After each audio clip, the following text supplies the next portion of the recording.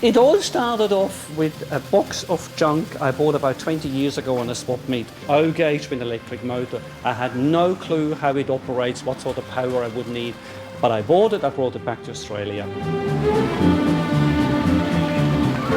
These are all toys. When those trains were produced, they weren't made to scale, they weren't made to the original prototype. They are toys, they are colourful, and that's why I like these trains.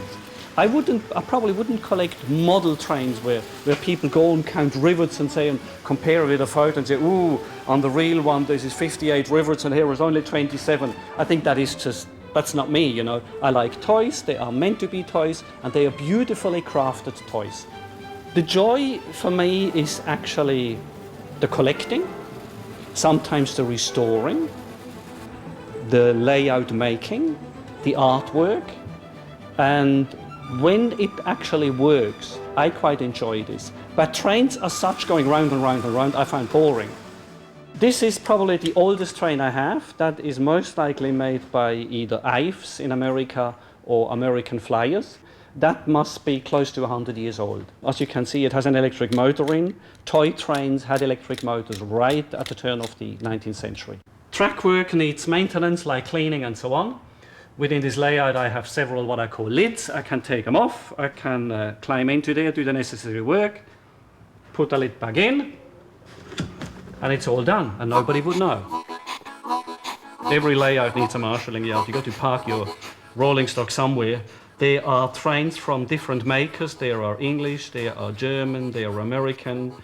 And here is actually one, an Australian made by a company called Rawville.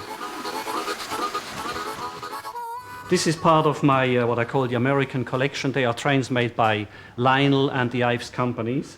Some go back to the mid-20s, some go the 30s. This one was made by Lionel at the beginning of the Depression. And look at the quality, look how big it is, how beautifully made it is. And this is in perfect working order. I did everything in here. A friend of mine built the shed. I laid all the tracks, I've done all the scenery work, the landscaping, the painting, everything. Building all this probably took 10 years roughly. And I love it. This is so creative. I can live out my desires for creativity and art and painting and sculpturing. Wow, that's the first thing people say. And then they take a deep breath and look around, and as they look around they see all the details, and yeah, they enjoy it as much as I do.